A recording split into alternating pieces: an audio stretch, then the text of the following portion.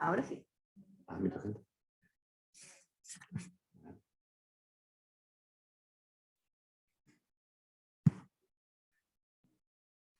Bueno, buenas tardes. Este es el primer encuentro presencial y virtual. No sabíamos bien cómo iba a ser esta idea de hibridez en una sola reunión. Aquí en el virtual hay como 155 personas. Este es el tercer encuentro del seminario del CEP sobre fundamentación del castigo. Hoy va a hablar Diego Sisman, nos va a presentar y moderar Ela. Tiene... solamente mi función aquí es recordarles que, bueno, este es el tercer encuentro, que el cuarto encuentro, el 8 de agosto, va a ser con Zaffaroni, a 30 años la discusión con Nino sobre el fundamento del castigo. Ese es bueno, entonces. Quiero recordar que el próximo es bueno. No. Podría ser un buen comentario. El anterior dijimos de vos, así que no te preocupes. Sí. Nada, así que es un placer tenerlos acá y tenerlos a la gente que está en el vía virtual, a las que voy a seguir admitiendo para ingresar. Hay gente de... La verdad que este seminario se armó a partir de la necesidad de pensar estas nuevas teorías fundamentales del castigo, o dar una vuelta de tuerca a aquello que todos discutimos siempre sobre por qué penamos o no penamos, y lo que nos sorprendió es que no solo se notó gente del exterior, de México, de Perú, de Chile, de Uruguay, sino también en muchos centros de estudio de unidades penitenciarias. Hay gente en Salta, en la unidad 9, en Devoto, que están siguiendo el seminario, y estamos muy contentos de que formen parte del auditorio y de la masa crítica con la que estamos discutiendo estos temas. Así que nada, dejo ahora a él la palabra y Bueno, los saludo a todos los que están desde el Zoom y también a quienes están presencial. Hoy Diego Sisman nos va a hablar de los discursos justificantes de la pena en Argentina a partir de la restauración democrática.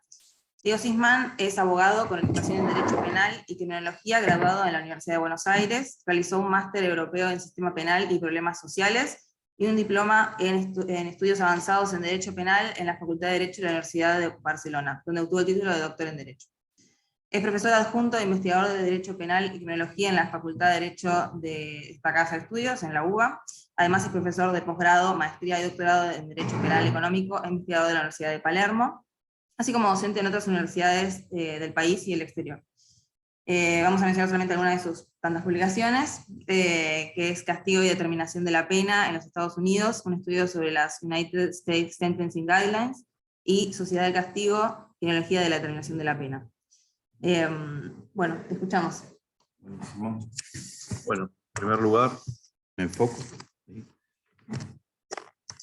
En primer lugar, agradecimiento por estar acá. Leo a todo el staff, digamos, como siempre sucede, que hizo posible la invitación, aunque con Leo estuve hablando directamente hace algún tiempito cuando se estaba pensando, bueno, cuando estaba por comenzar esta actividad, y también hablamos de si había algo que yo pudiera decir en el marco de lo que intentaba hacer un poco este encuentro, no transitar, digamos, el mismo tipo de discusiones sobre teoría de la pena tradicionales, que me imagino están más vinculadas a muchas veces a cursos de grado, de posgrado específicos, y ver qué le podíamos dar de originalidad al tipo de planteo. Yo estuve pensando en relación a esto, porque si bien yo había trabajado cuestiones de justificación de castigo, diversas, bueno, por ahí no todas tenían que ver con lo que se estaba esperando de este tipo de encuentro, y hubo un poco de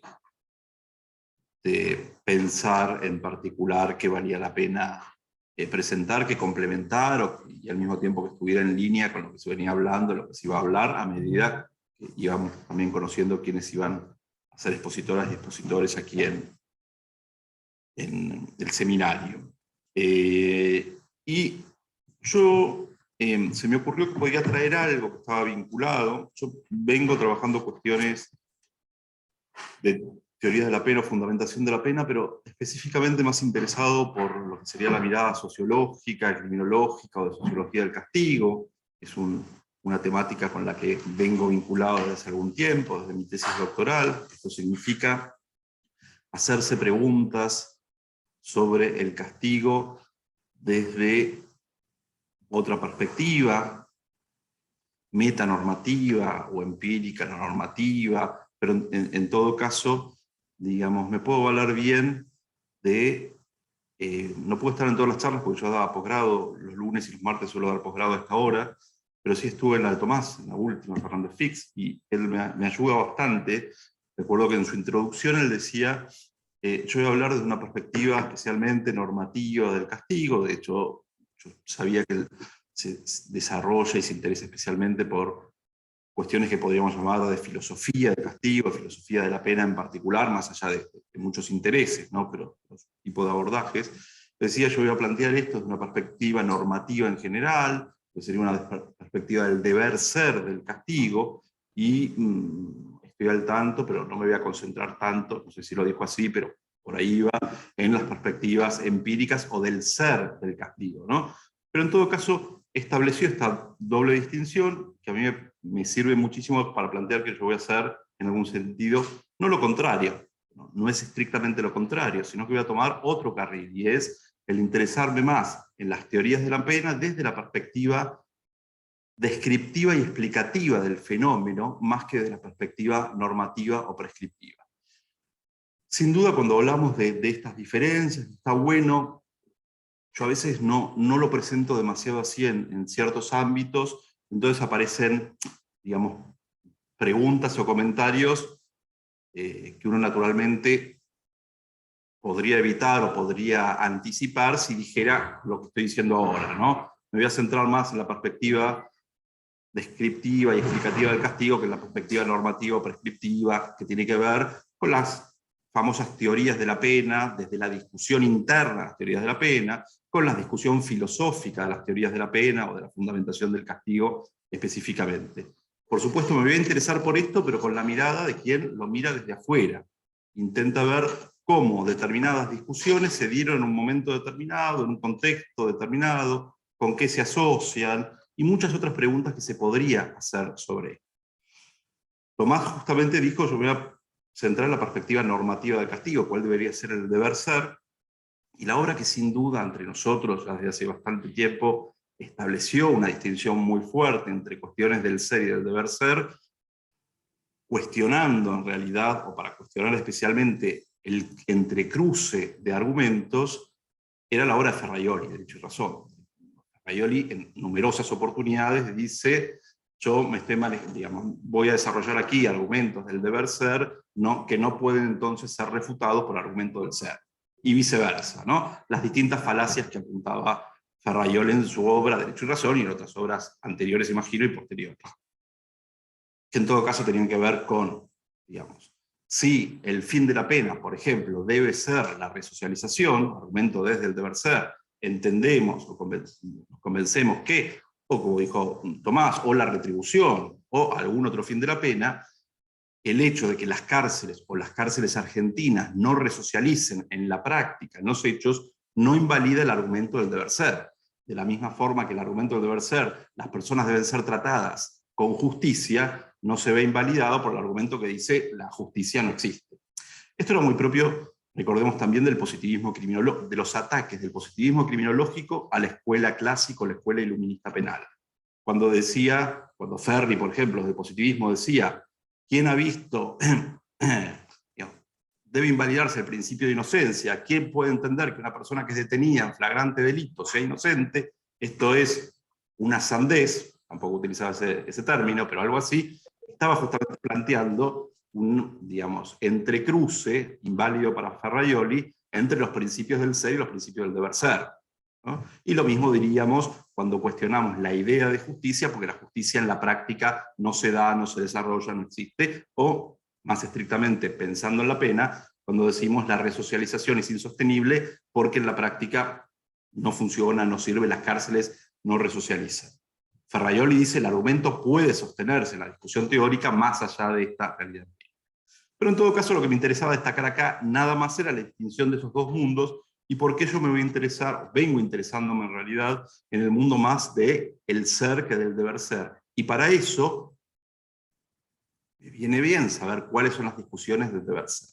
Cuáles son las discusiones entre retributivistas actualmente. Cuál es la discusión entre Murray y Duff, o las posiciones distintas que hay en el presente entre los retribucionistas, y qué es un retribucionismo limitado y qué no lo es, y algunas otras cuestiones.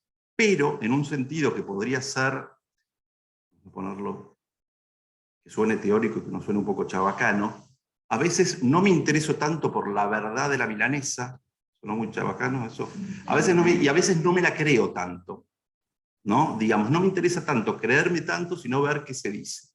¿Qué es lo que pasa a veces cuando uno estudia teoría del discurso? Yo quiero saber qué surge en el discurso, digamos, qué ideas se está expresando. Cuando un político en unas elecciones plantea, digamos, la pena tiene que servir para que los que entran se pudran en la cárcel, a mí no me interesa tanto, por supuesto me puede interesar, ¿no?, discutir el argumento en sí mismo, sino ver qué implica eso, ¿no? O sea, qué está queriendo decir eso, qué consecuencias tiene, más allá de si está bien o está mal, más allá de si es el deber ser que nuestra Constitución u otros elementos normativos sustenta o no. Me interesa en sí mismo decir, este tipo está planteando una idea que es muy distinta a la que están planteando otros, y además le puedo agregar, a mí me parece de terror, pero en todo caso yo ya estoy describiendo que su vocabulario, digamos, va por una idea que es muy distinta de la que se planteaba. Por ejemplo, es solamente un ejemplo.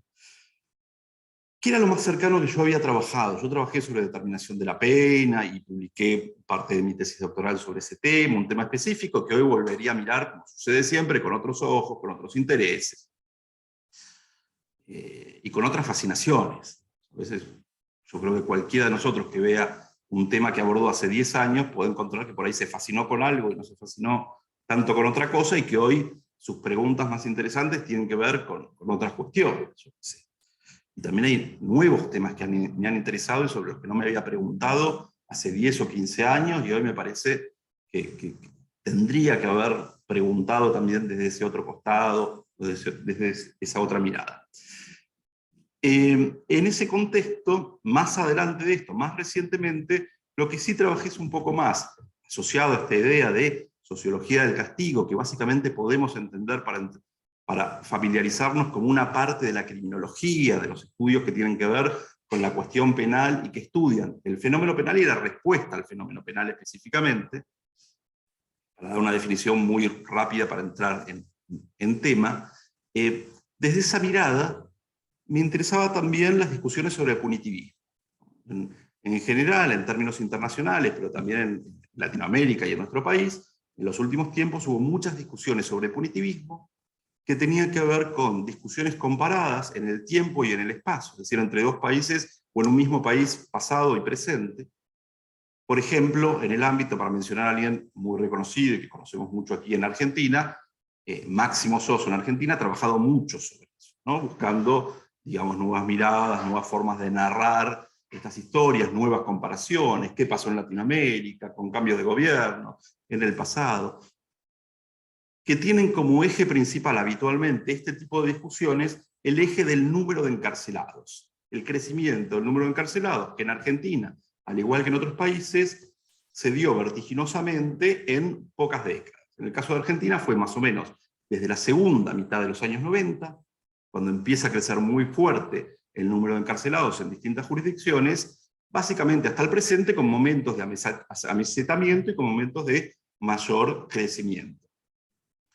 Soso lo estudia a partir de sus propias ideas no, digamos, de construcción de herramientas teóricas latinoamericanas que tienen que ver con el sur global, digamos, una dimensión que es también interesante últimamente en los estudios, más que nada ¿para qué? Para plantear descripciones y en su caso explicaciones de fenómenos a partir de miradas que no necesariamente son las miradas que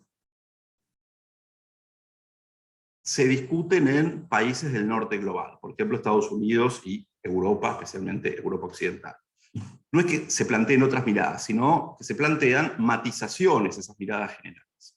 Una mirada general muy fuerte sobre esto en el ámbito del número de encarcelados la planteó, por ejemplo, David Garland en los años 90, en los años 2000, la plantea Jonathan Simon, un autor que tuvimos también en un encuentro en conjunto con Leo hace 2 años prepandémicos, que lo tuvimos aquí, cuando, ¿te acuerdas que todavía plantear una videoconferencia de alguien que hablaba de afuera era como, sí, tenemos que, va a hablar alguien pero no va a viajar hasta Buenos Aires, era como, ¿no?, había que introducir un tema, vamos a coordinar el horario para que hables de otro lado, se veía como algo bastante chino, no sabíamos que íbamos a llegar tan fácil a esto.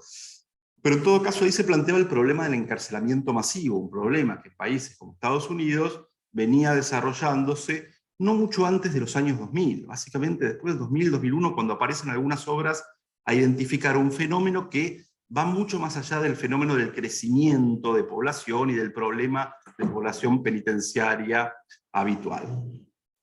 En ese marco, algunos autores trajeron esas ideas y esas formas de pensar también la situación de Estados Unidos a Europa, la llevaron a Europa o la trajeron a Latinoamérica, a Sudamérica o América en general. Y un poco más tardíamente, digamos, en los primeros años, fue un autor que impactó mucho, David Garland, Jonathan Simon, Nicola Lacey, muchos autores de la sociología que plantearon estudios y discusiones interesantes, para mencionar solo 3 o 4 nombres de autores y autoras, Catherine Beckett, y después apareció un poco la onda de, bueno, pero esto no fue así exactamente en el sur global, ¿no? Y Máximo mismo, que se había interesado mucho, es uno de los traductores de la obra de David Garland, de Castigo y Sociedad Moderna, no, de la cultura del control. Después también, siguiendo, digamos, reflexiones del propio autor y de otros autores, empieza a rever, bueno, qué cosa podemos aplicar y con qué resguardos podemos aplicar también para tratar de pintar y entender la realidad de algunos países sudamericanos, ¿no? Incluso pensar en Latinoamérica, que es un concepto que yo he utilizado, porque lo utilizamos mucho en términos jurídicos, ¿no? Los códigos latinoamericanos, la influencia del inquisitivo en Latinoamérica, ¿no? A través de España. O sea, es un concepto que utilizamos mucho en términos de derecho comparado. A pesar de esto, por ahí Latinoamérica la verdad es que es hablar de un mundo muy grande, ¿no? Si yo quiero comparar lo que pasa con Honduras y lo que pasa con Argentina y Uruguay, por ahí me encuentro con que las formas de comparación son difíciles. Y uno está forzando para decir que Latinoamérica rigen otras realidades que van más allá de las explicaciones americanas o europeas. Pero también hay como un mundo muy diferente entre la propia Latinoamérica, más allá de nuestros intentos de hermandad latinoamericana. Si comparo los índices de encarcelamiento, en muchos países sucede esto. Si comparo los índices de homicidios entre Argentina, Brasil, Colombia y México, y Chile, también me voy a encontrar que hay, digamos, cuantitativamente muchas diferencias, pero también fenómenos que nos muestran que es muy difícil enfocar esta delimitación geográfica con la misma descripción, ¿no? Y que tenemos que hacer muchas más particularizaciones. Lo que también es interesante para quienes estamos formados en el mundo jurídico, en la Facultad de Derecho, donde solemos establecer distinciones entre el derecho penal de anglo, el derecho penal europeo continental, la influencia de los códigos a partir del Código Penal Español de 1820, la influencia...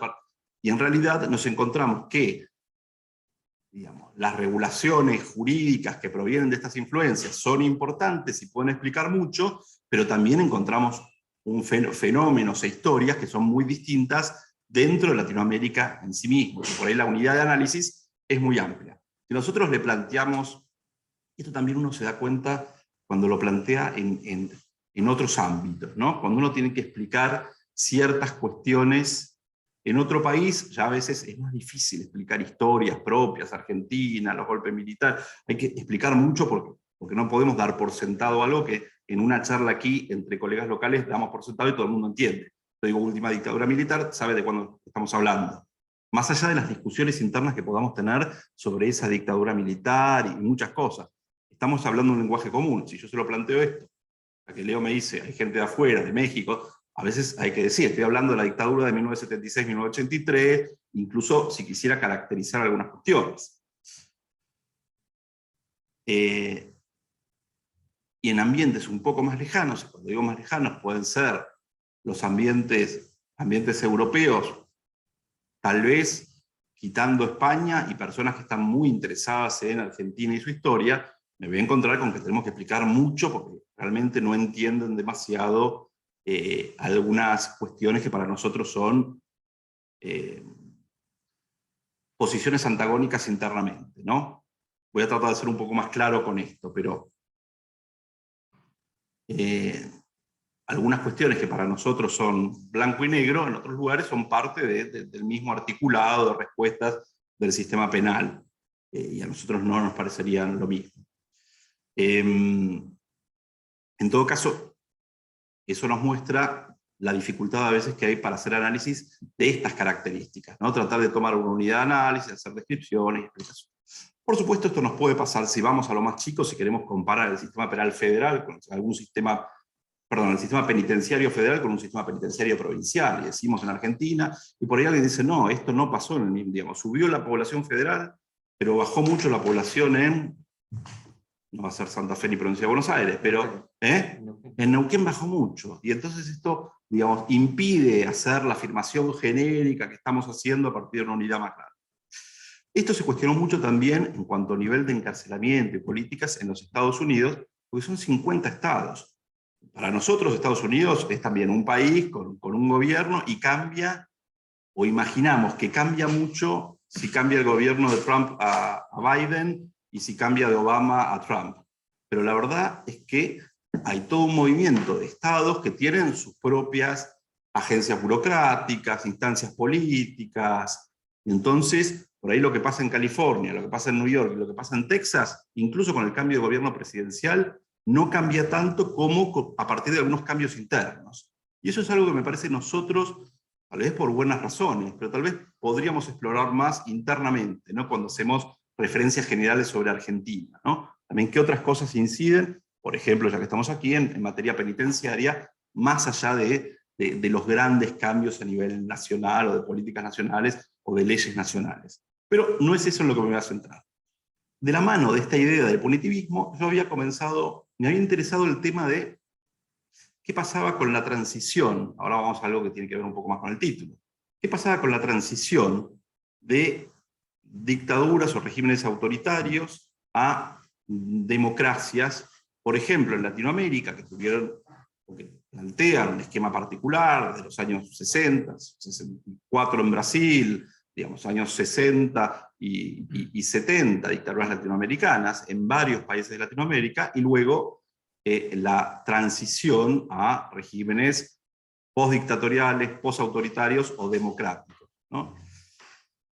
Que ahí también, dependiendo del autor, puede preferir utilizar una u otra categoría para no denotar necesariamente que el posautoritarismo es una democracia o es una democracia plena.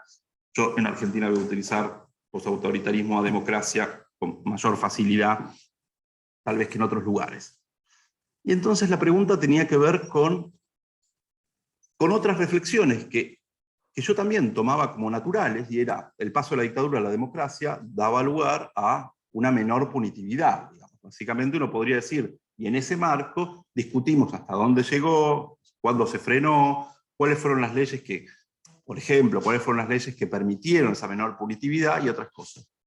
Pero en otros países que habían experimentado, o no en otros países, para ciertos autores de otros países, también es muy difícil dar por sentado que en cada país hay un único autor que lee la historia, ¿no? Para ciertos autores de otros países, los cambios de experiencias dictatoriales o autoritarias a experiencias democráticas, lo que hacían era cambiar ciertas formas, pero mantener una respuesta punitiva y dura penal en sus sistemas penales, ¿no?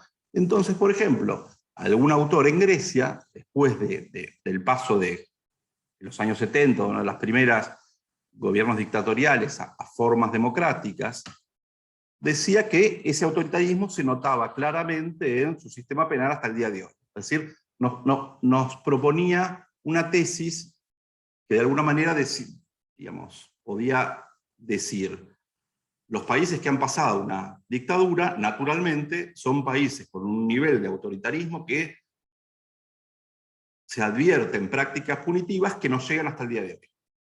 Y que, por supuesto, es una afirmación que tiene como bastante color para decir, ¿no? Pero que no se había dado en todos los países de la misma manera. Entonces, algo que podía ser interesante es el hecho político, que está inmerso probablemente, en un cambio social, tal vez económico y tal vez cultural, dependiendo de cómo definamos también estos conceptos, ese hecho político tenía virtualidad o no. Por ejemplo, si nosotros vamos a Brasil, donde el paso de la dictadura brasileña desde los años 60, un periodo de tiempo extendido, se extiende hasta el año 85, nosotros lo que vemos es que los niveles de encarcelamiento fueron, al poco tiempo, eran más altos que durante la dictadura. Entonces, algunas de las cuestiones que tomábamos por sentado entre el paso de la dictadura a la democracia eran bastante cuestionables. Pero si tomamos experiencias europeas más lejanas, por ejemplo, claro, mucho más constitutivas de regímenes autoritarios que algunas otras comparaciones, y esto ofrece muchas diferencias. ¿Qué pasó en Alemania después del nazismo? Vemos que Alemania después del nazismo, en primer lugar, plantea en su constitución la abolición de la pena de muerte. Lo mismo hace Italia, después del fascismo, vinculado con la Segunda Guerra Mundial, pero con la experiencia también y la implicancia del autoritarismo en los regímenes fascistas italiano y nazi. Y en primer lugar, abolición de la pena de muerte. Y esta abolición de la pena de muerte en Alemania y en España, por ejemplo, como un indicador de punitivismo más allá del número de encarcelados, se da mucho antes que en Inglaterra, donde la abolición de la pena de muerte la pena de muerte se va a abolir creo que en el 66, a mediados de los años 60, mucho antes que en Francia, la cual, Francia estamos hablando del mismo país de la Revolución Francesa. Bueno, Francia mantiene la guillotina formalmente como forma de ejecución hasta 1981. No había ejecuciones desde el 79, pero hasta 1981 Francia en su entramado legal prevé la pena de muerte. Y por eso algunos recordarán las discusiones de muchos intelectuales franceses en materia de pena de muerte, en Francia mismo, o incluso cruzándose a España, que mantenía la pena de muerte hasta el año 75, pensando los años hasta el fin del gobierno de Franco, y constitucionalmente creo que hasta el 78, la nueva constitución del 78. Por ejemplo, Yves Montand viajando como a Leo le gustan las películas clásicas, le voy a tirar algún ejemplo que por lo menos él entienda. Yves Montand, un reconocido actor francés de otra época, que era un abolicionista, podríamos decir, de la pena de muerte, un crítico del sistema penal, y que va a viajar a España para tratar de oponerse sin éxito a lo que fue la última ejecución del régimen franquista, y a la que viaja también Michel Foucault, por ejemplo, en el 75. Es decir, un entramado de intelectuales críticos, pero que en Francia todavía formalmente tenían la pena de muerte, aunque en la práctica se había aplicado poco en los últimos tiempos y había tenido una última ejecución en el 78. Pero Italia y Alemania, regímenes nazis, plantean como una reacción frente al autoritarismo anterior, que al menos a mí me parecía más similar a la situación que podíamos encontrar en la Argentina postdictatorial, en donde las prácticas autoritarias vinculadas con la dictadura militar del 76 al 83, pero también con 6 golpes de Estado que se sucedieron desde 1930, con distintos niveles de crueldad y punitivismo, porque fueron distintos, habían culminado en la llamada dictadura más sangrienta, la última dictadura militar. Entonces, en Argentina parecía que ahí parecía que para la descripción uno tenía que decir que en un gran número de cuestiones,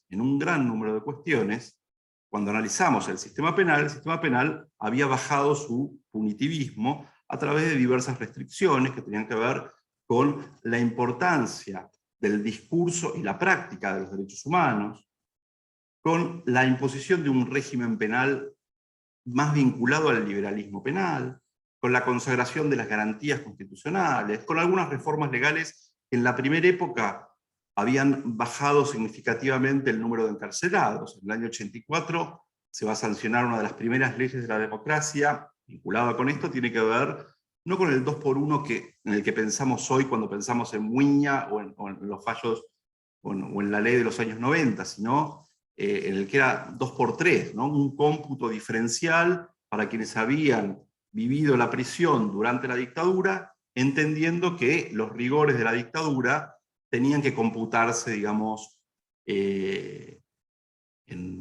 que computarse favorablemente a quienes habían sido condenados sin democracia o habían transitado en la prisión sin democracia, y esto significó en el año 84 una reducción muy fuerte del número de encarcelados.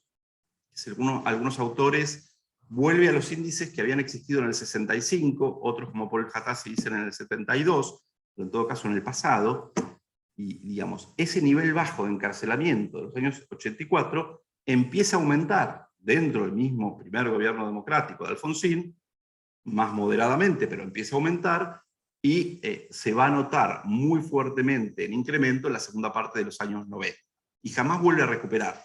O sea, incluso en los momentos más calmos en términos penitenciarios, el número de encarcelados a nivel nacional y de las distintas jurisdicciones también, básicamente, por algunas diferencias, provincia de Buenos Aires, Santa Fe o niveles federales, no vuelve a recuperar los índices bajos de encarcelamiento de los años 80. Cuando Soso hace la comparación a nivel de encarcelamiento, a ver la hora, dice, ¿hasta qué hora tenemos más o menos? Para que no me entusiasme mucho. Para hablar todo. Para hablar todo. Para hablar y después dejar espacio a preguntas. 5 minutos más, ¿no? Bien. Bien. Soso, por ejemplo, cuando hace este cálculo, pensando en Sudamérica en particular, dice, claro, los niveles de muchos países, Argentina entre otros, eran niveles, los indicadores cada 100.000, que son los que toman básicamente las encuestas comparativas, que por supuesto no nos dicen mucho, porque, digamos, uno podría decir, Argentina tiene el mismo nivel que otro país de encarcelados cada 100.000, pero no está diciendo mucho de las condiciones carcelarias, del tipo de beneficios, digamos, no es lo mismo una prisión en Suecia que una prisión en Argentina, más allá del número de encarcelados, por muchas otras razones. Y es muy difícil calcular en ese sentido, digamos, el tema en concreto. Por ahí en las extradiciones se ve, digamos, yo prefiero 10 años en Suecia y no 8 en Argentina, no sé, digamos. Ahí hay que hacer algún cálculo particular sobre, bueno, cuáles son las condiciones de estar encarcelado en uno u otros países. Pero es muy difícil de establecer una comparación general. Cuando se toma la comparación más clásica, que es el número de encarcelados cada 100.000, se ve que muchos países sudamericanos tenían índices similares a los europeos. O sea, el problema era otro, el estado de las cárceles, otro tipo de prácticas, la militarización, que se había desarrollado, por ejemplo, en Argentina en los años 70 durante la dictadura muy fuerte, y otras características, pero no en sí mismo el número de encarcelados cada 100.000. Después de los años 90 vemos que gran número de los países sudamericanos aumenta muchísimo la población, y sin embargo los países europeos se mantienen con los casos muy puntuales en algún momento de Reino Unido, un número muy grande de encarcelados, aunque muy diferente del de Estados Unidos, mucho más bajo que el de Estados Unidos igual, España en algún momento, Portugal en algún momento.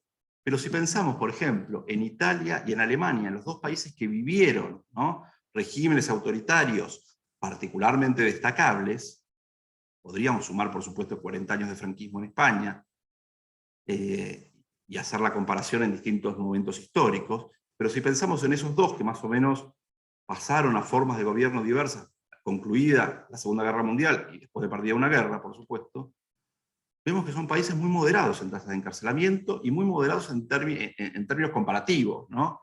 Muy moderados en lo que podríamos llamar políticas punitivas. Por supuesto con derechos penales excepcionales, muchas veces con, y acá también podemos abundar si repensamos en Ferraioli y algunos capítulos enteros de Ferraioli sobre Italia, ¿no? Leyes penales excepcionales para el terrorismo, que lo sufrieron en los años 70, y las implicancias de estas leyes, la implicancia de esas excepciones que se convierten en regla, ¿no? Y que nosotros también hemos discutido cada vez que aparecen estas excepciones en nuestro sistema penal,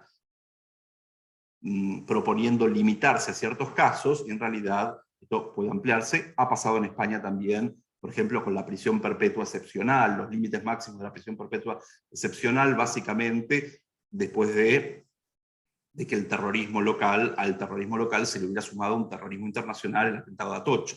Entonces, digamos, el tema terrorismo en España también da lugar a ciertas discusiones más europeas y más vinculadas con este fenómeno, digamos, post-9/11, post-septiembre del 9/11 internacional. Pero volviendo a esta idea sobre el tema punitivismo, yo quería, y voy a destinar un poquito de mi tiempo entonces al tema teorías de la pena. Y a mí me interesaba, más allá del número de encarcelados, que sin duda nos mostraba una arista de punitivismo, qué pasaba con las teorías de la pena, entre otros elementos que me parecen interesantes, qué pasa con estos cambios en las teorías de la pena, pensándolo desde Argentina en particular, que naturalmente, a pesar de las complejidades, conozco mejor que otros países naturales. Pero me parece que la pregunta, un cambio en este sentido de dictadura a democracia, tiene implicancias en las teorías de la pena, más allá de lo que estudiamos en los manuales, de lo que discutimos, de lo que en el mundo de las ideas y las teorías se puede enfrentar con argumentos, diríamos, en el cielo o en el espacio, ¿no? Que van más allá de la realidad día a día. Y en todo caso, ¿qué implicancias tenía para un cambio con pretensiones de ser realmente fundante, como el que había existido en Argentina en el año 83? Obligaba un poco a repensar el contexto histórico, a repensar los temores que podía haber, a repensar la necesidad de fundar una justicia penal a través de nuevas ideas fuerza que básicamente no estaban instaladas en los años 70, y que me parece que con muchas diferencias, tal vez esta misma pregunta, con muchas diferencias, puede hacerse, por ejemplo, ahora pensando en Chile. No leí el borrador de la Constitución chilena, estaba leyendo ahora en sala de profesores, porque hay una primera aproximación de Gargarella, o una crítica de Gargarella, crítica en el sentido de análisis crítico, pero apoyando, digamos, la reforma constitucional in totum, ¿no? La reforma constitucional chilena. Uno podría pensar, bueno, ¿qué aparece en Chile cuando tienen que pensar, entre otras cosas, del castigo en el sentido de una nueva forma de castigo? O sea, esa encrucijada de cómo vamos a pensar una nueva forma de castigo que, entre otras cosas, viene de la mano de repensar también las teorías de la pena que pueden legitimar o fundamentar ese castigo, ¿no? O sea, obliga necesariamente a meterse en la discusión teórica o filosófica, pero en un contexto determinado, con una finalidad determinada, con un número de actores determinado. Pensando en esto ahora, también, por ejemplo, todos conocemos el Panóptico de Jeremías Bentham, y Bentham, cuando es una de las pocas obras que Bentham envía a la Asamblea Francesa Revolucionaria, y después de enviarla a la Asamblea Francesa Revolucionaria dice, ustedes que han creado un nuevo calendario, ¿no?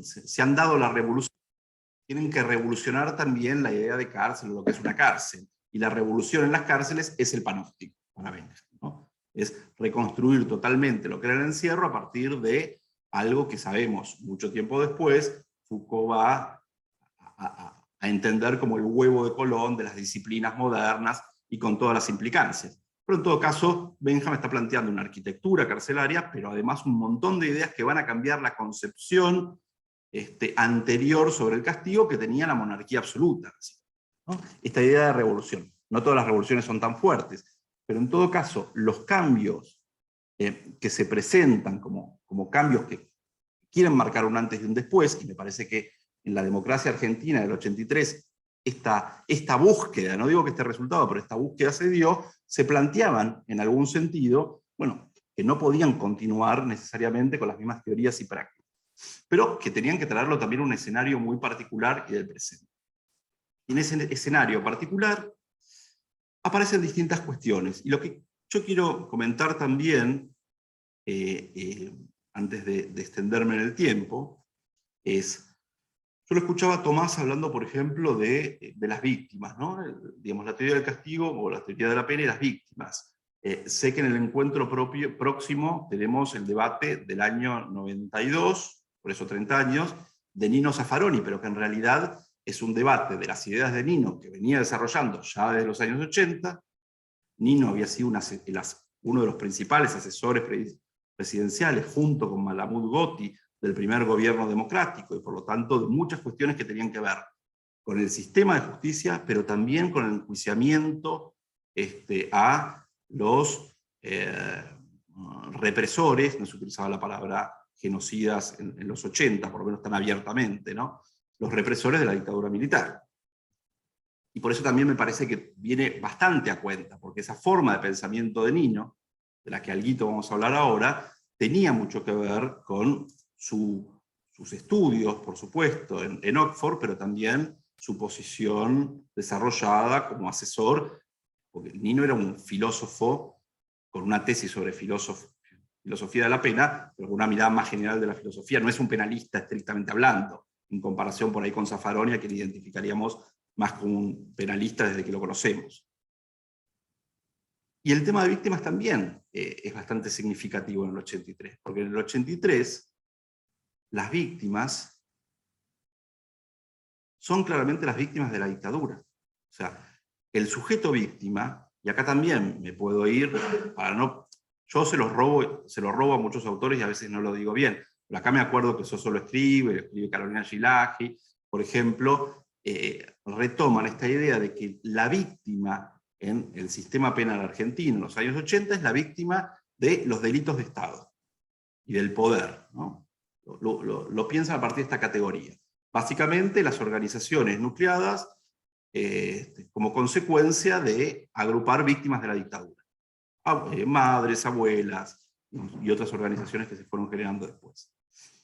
Y que esto se mantiene así en los años 80 y en los primeros años 90, incluso, y esto ya no me acuerdo si se lo robo a Soso o lo escribo yo también, con las víctimas de los atentados a Embajada de Israel y AMIA, en donde se plantea también la intervención policial, tal vez no estatal abiertamente, pero la intervención de agencias del Estado en los atentados.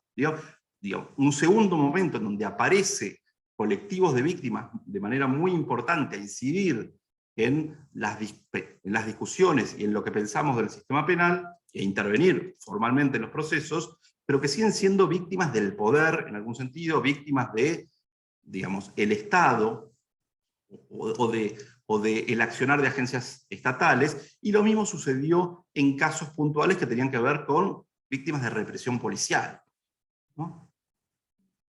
Y se crean organizaciones como la Correpi, que son organizaciones contra la violencia policial.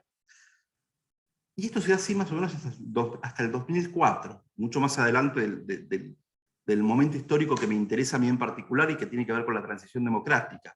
Pero se da así hasta el 2004, básicamente cuando aparece la Cruzada Bloomberg.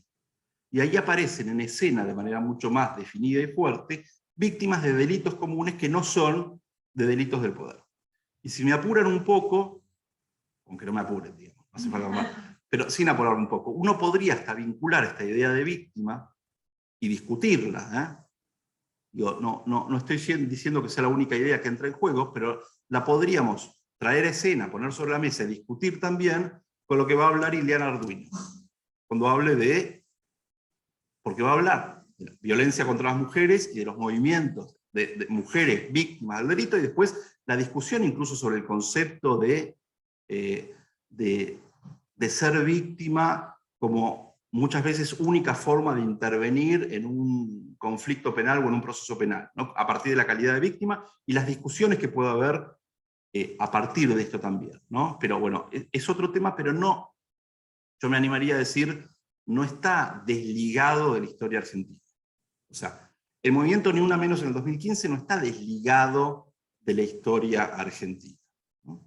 En la forma de organización, en su manifestación, digamos, su impronta en general, por supuesto, está construido sobre un montón de construcciones previas que por ahí eran menos visibilizadas, y eso le da visibilidad, pero parte de una historia argentina.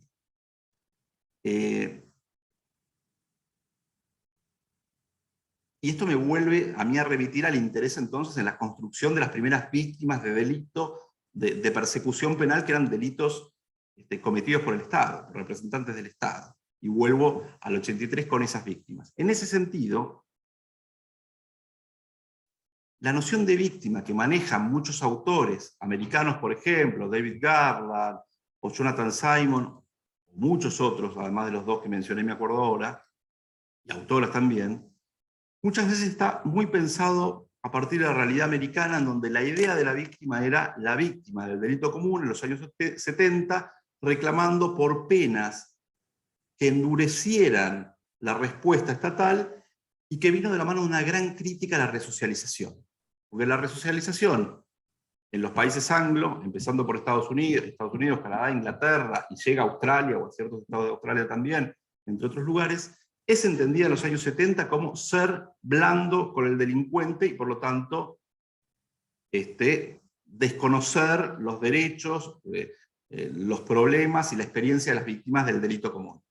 Esa es la imagen de víctima de los años 70 del mundo anglo, que a veces se discute aquí como si no tuviéramos una tradición distinta de lo que era ser víctima en Argentina y que nace de una manera muy distinta, ¿no? Por eso, a mí la referencia, yo podría hablar con Tomás, por ejemplo, podría decirle, bueno, la referencia a víctimas, ponémela en tiempo y espacio.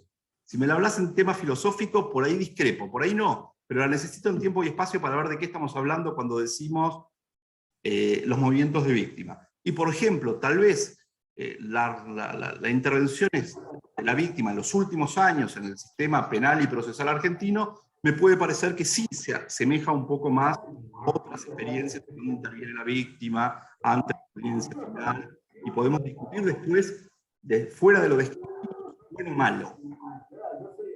Pero me parece que igual que son realidades muy distintas, y por eso me interesa no meterme en la Argentina. Y por eso les decía, pues se pueden entrelazar un poco estas charlas que toman aristas distintas, pero que a mí me resultan interesantes porque pueden compararse o comulgar en la idea común de lo que ha sido la conformación y los cambios en el sistema penal argentino, penal y penitenciario, no específicamente para esta materia. Vamos a las teorías de la pena. Las teorías de la pena después del 83 necesariamente, por supuesto, las que se discuten en los manuales en el ámbito académico, iban a traer las ideas en boga en la época. En el ámbito anglo, una crisis muy fuerte de la resocialización, súper definida, o sea, muy claramente identificable en un gran número de países, en varios de los estados americanos muy claramente. O sea, en los 70 a mediados de los 70 se podía decir la resocialización va para atrás. Ya no es la ideología dominante, ha sido muy discutida, y si quieren apreciaciones a esta discusión que ilustraban muy bien esta mirada crítica a la resocialización de tipo técnico experto, pero también de tipo cultural, es decir, lo que pensaban los expertos en el sistema penal, pero también lo que piensa, si se quiere, la ciudadanía sobre la resocialización, veamos. Dos películas antagónicas podía encontrar, porque en realidad la crítica viene de dos lados, tanto de la derecha conservadora como de la izquierda progresista. De la izquierda progresista podríamos plantear la crítica de Foucault, que es francés, expresa muy bien la crítica que otros autores también desarrollaban en el mundo anglo, ¿no? La cárcel es vigilancia, castigo, se meten en nuestras almas, controlan almas y pensamientos. ¿Y la resocialización qué es? Era eso. Hegel decía, y Kant más o menos, que adultos no pueden ser tratados como niños, no puede pretenderse querer cambiar lo que piensan, hay que castigarlo por lo que han hecho. Y esa era la esencia, si se quiere, de su mirada retributiva. ¿Cómo te vamos? Penal. Por un lado la mirada de Foucault, y por el otro lado la mirada más conservadora que decía la resocialización es un chiste. Necesitamos penas duras y más altas. Y estas miradas volvían a sus formas de retribución dura, ¿no? ¿Qué dice mi mamá? Está muy asociada a castigo palional, casi le diría retributivo duro. No, es que no dice ya. En nuestro lenguaje, y algunas otras formas o finalidades de la pena que tuvieron y tienen cierta trascendencia hasta el día de hoy, como la llamada incapacitación, que recuperaba lo que nosotros conocíamos como inocuización, por ejemplo en von List y en muchos de los positivistas de fines del siglo XIX. La idea de que entren a la cárcel, porque mientras están en la cárcel no cometen delitos, que salgan como quieran.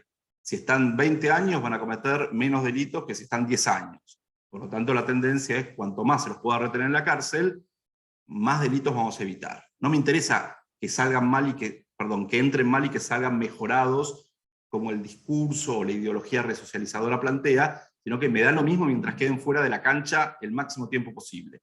Y ese tipo de ideas, que para nosotros no tienen mucho sustento filosófico teórico, sí jugaron un papel importante en distintas reformas y políticas penales en los años 80 básicamente y 90 en muchos estados americanos, y en otras partes del mundo seguro que también. ¿Y a qué llega, más allá de estos discursos teóricos, ¿no? ¿A qué llega la construcción argentina de la transición de dictadura a democracia? Aquí hay un hecho histórico importante, una decisión histórica importante que se ha tomado, y es el castigo, al menos a las cúpulas militares. Más allá de toda la discusión sobre cuál era la extensión exacta que había buscado el primer gobierno democrático en cuanto al castigo, y la forma de instrumentarlo, y cómo termina en la justicia federal, en la Cámara Federal en sí mismo, porque hay muchísimo y es apasionante de esto. De hecho hay un libro histórico, de historia reciente, que a mí me pareció muy interesante para volver a repensar cosas de las que me había olvidado, para volver a captar detalles, que era el de Feld y Franco del 2015, historiadoras ellas, se llama Democracia Hora Cero, y ahora sacaron, la semana pasada, un libro sobre la ESMA. La semana pasada lo presentaron en Fondo de Cultura Económica, no llegué a ir como me hubiera gustado, pero me parece que va a ser súper interesante también. Desde la historia nos cuentan un montón de lo que circulaba todavía en los años 80. Y lo que tenemos es una decisión gubernamental de llevar a cabo un enjuiciamiento de las cúpulas militares, que lo que decía también en algún sentido es, no todos van a ser castigados, pero no van a ser castigados las instancias más bajas, y los responsables altos van a quedar alejados. Y esto también tenía que ver con las discusiones de los años 70, incluso entrados los 80, sobre de dónde habían surgido los abusos o excesos, como palabra que se utilizaba, o errores en la represión. Lo que es interesante tener presente en términos históricos es que esa discusión, digamos, hoy nos referimos, probablemente en una universidad como esta, y en términos periodísticos, en casi cualquiera de los periódicos, más allá del alineamiento político que tengan. En página 12 y en La Nación podemos ver algunas referencias similares, no testé todas. Podemos ver que se habla de represores, de genocidas en distintos periódicos, en Infobae, más allá de la línea interna estrictamente. Pero en los primeros años de los años 80, en realidad hasta finalizado el informe de CONADEP, que se crea por uno de los primeros decretos en el 83, y que entrega su informe muy prontamente en el 84, que va a servir como base para el juicio de las juntas del 85, y hasta el día de hoy, para muchos de los juicios por delitos de lesa, hasta el día de hoy, todavía la discusión, digamos, de tipo social, más allá por supuesto, de algunos sectores encolumnados en una o en otra mirada, era sobre si lo de la dictadura eran crímenes o eran excesos de algunos oficiales menores en las formas de represión contra la subversión. Digamos, y uno podría leer perfectamente esta terminología sin disputa en ciertos sectores, o mejor dicho, muy en disputa, pero que todavía circulaba en algunas de las programas televisivos, discusiones y periódicos de los años 83, 84, 85. Incluso con una cobertura policial tremendamente amarillista de las primeras épocas, en donde, digamos, de la misma forma en que antes del 2015 se podía hablar de un femicidio, ¿no? Extrayendo, digamos, con una cobertura amarillista que utilizara cualquier tipo de terminología y preguntas, ¿no? Por ejemplo, crimen pasional, la mató el marido, ¿se lo buscó o es injustificable? Ese tipo de preguntas que hoy nos parecen probablemente a gran parte de nosotras y nosotros intragables en un periódico, pero que veíamos en el 2010, existían en materia de violaciones de derechos humanos también en los primeros años por parte del periodismo, incluso de distinta línea, ¿no? Entonces, sobre los errores, los excesos, las torturas, las formas de tortura que se usaban, una nota sobre el uso del submarino seco, y otro tipo de preguntas sobre esto. Bueno, lo que retomo de esto, a través de las historiadoras, es la propuesta inicial también viene de la mano de criminalizar los actos de la dictadura, en algún sentido, para que no puedan ser discutidos como formas de represión por parte del Estado.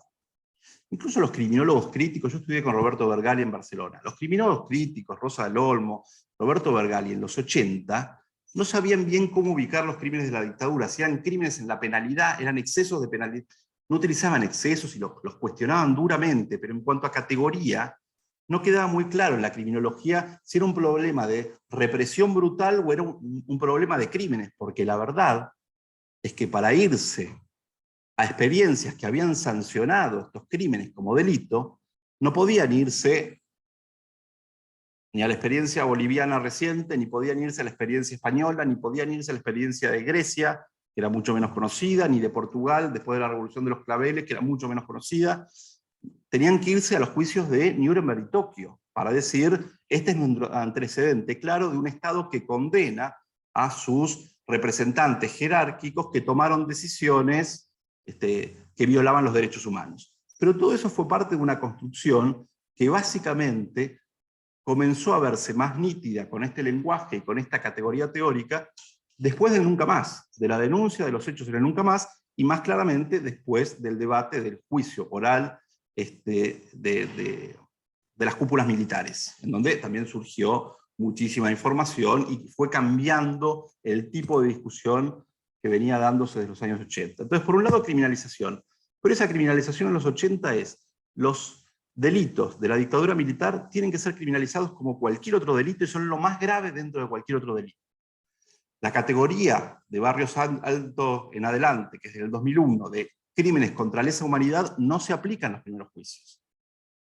Son crímenes, todavía no hay riesgo de prescripción, en realidad son crímenes,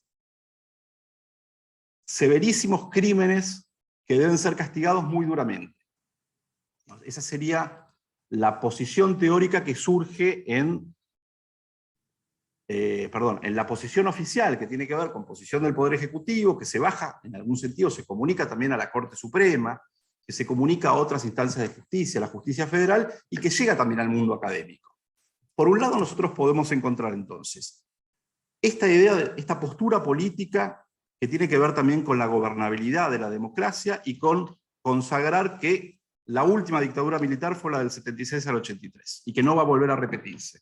Por otro lado, las ideas en boga de la teoría, un renovar del retribucionismo y de la prevención general en el ámbito anglo, muy marcado en el ámbito de la filosofía, por ejemplo, a partir de la obra de H.L. Hart, del filósofo del derecho del 68, que había influido mucho en Carlos Nino, en Malamud Gotti, en Rabossi, en Entelman, en mucho del grupo de filósofos analíticos que iba a asesorar a la primera democracia. Por otro lado, extrañamente, países como España y Alemania e Italia habían modificado sus leyes penitenciarias, en el caso de España la Constitución, y habían consagrado la resocialización, porque frente a la experiencia del pasado, la resocialización era entendida como un trato bueno y humano a los reclusos o internos, en comparación con la Constitución franquista, que hablaba de retribución, y esto significa castigo duro, con el Código Penal Imperial de Alemania, que seguía manteniendo una idea de retribución fuerte. Y estas discusiones nosotros las encontramos en los análisis típicos del proyecto oficial de 1962 y el proyecto alternativo en el que interviene Roxin, en donde se plantea una crítica al proyecto oficial, y una discusión que va a durar una década y que termina con la reforma de la ley penitenciaria a mediados de los años 70. Entonces, por un lado, resocialización, ¿no? que influía en la tradición teórica, cultural cercana de de Argentina, pero que también atravesaba un camino distinto del retribucionismo y prevención general, más vinculado con la mirada filosófica en el ambiente anglo, que había sido muy crítico de la resocialización en cuanto a la arbitrariedad que venía de la mano con la resocialización en los sistemas penales de esos países, especialmente los estados americanos, en donde con la resocialización se podía plantear algo que nosotros acá vemos en discusiones, por ejemplo en Gramajo con las medidas de seguridad, ¿no? o en materia de reclusión perpetua por multirreincidencia. Bueno, pero esto da lugar a que un juez termine decidiendo un caso en concreto que una pena que no se sabe cuándo cuerno va a terminar, y esto se aleja totalmente de los resguardos legales y por lo tanto también de los derechos humanos, del debido proceso y de los derechos humanos. Y esa era un poco la discusión anglo. Trato de centralizar, sé que me estoy extendiendo, pero en esto cómo llega a Argentina. Por un lado, me fui mucho, ¿no?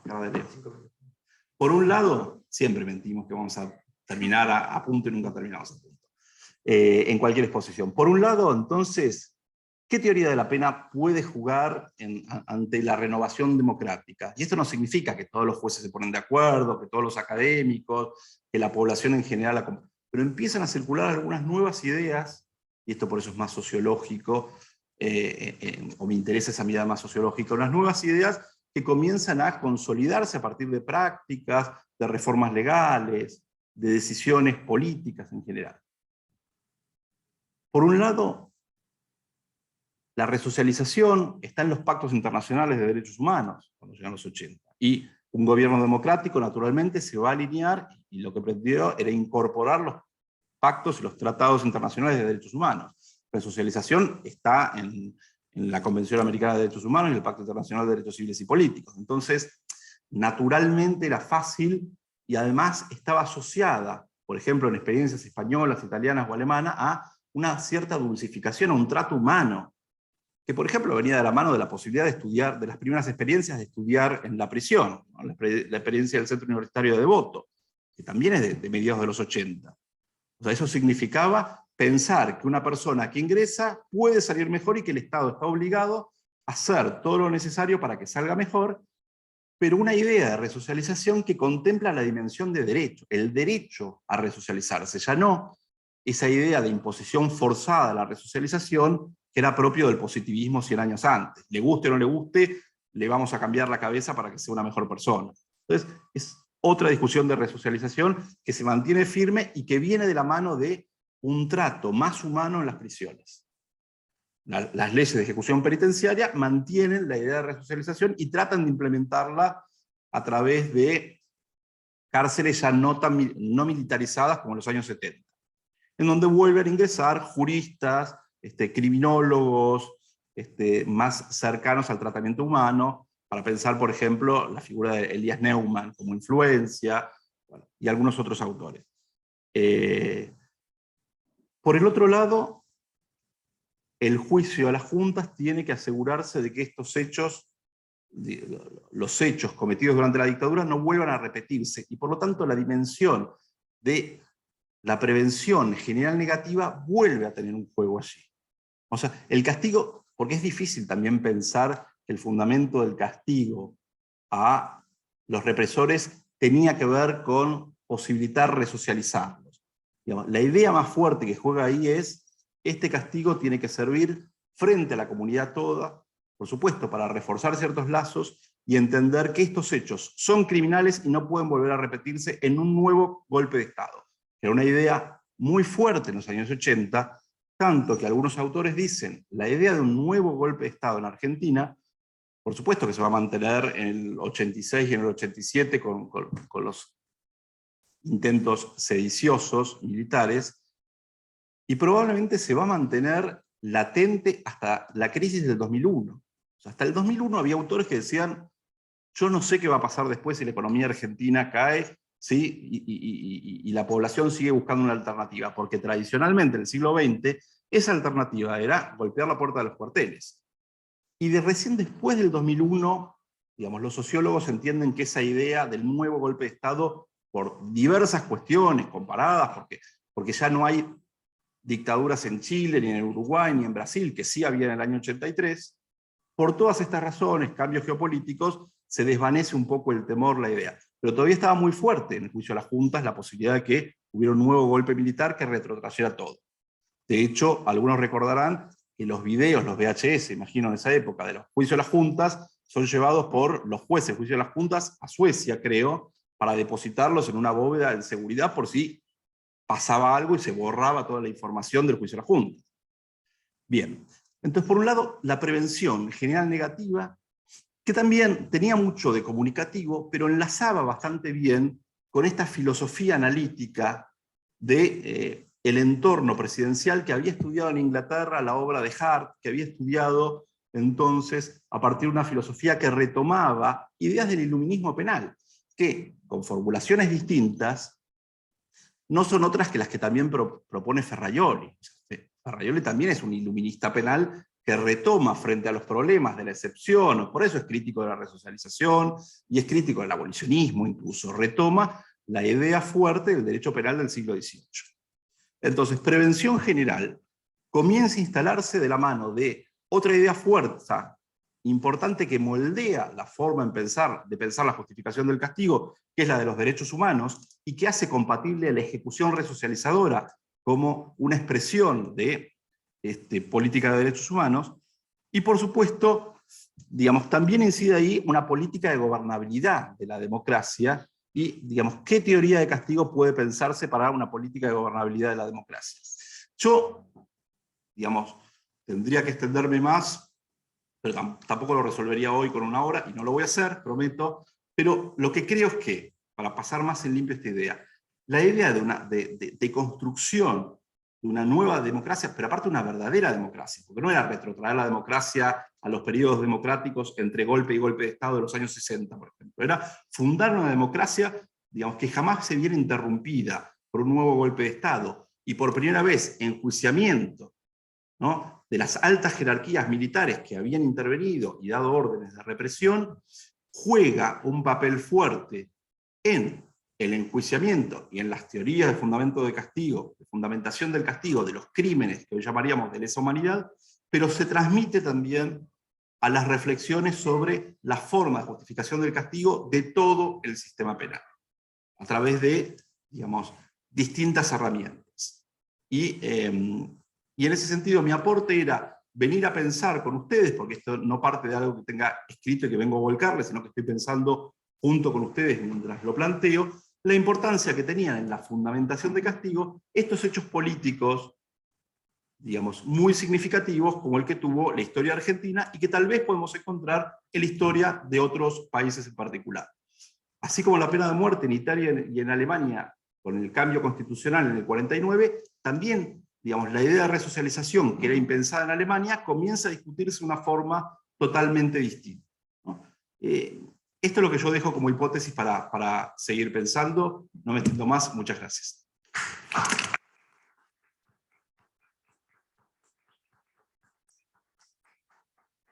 Muchas gracias. Muy interesante, la verdad, la discusión.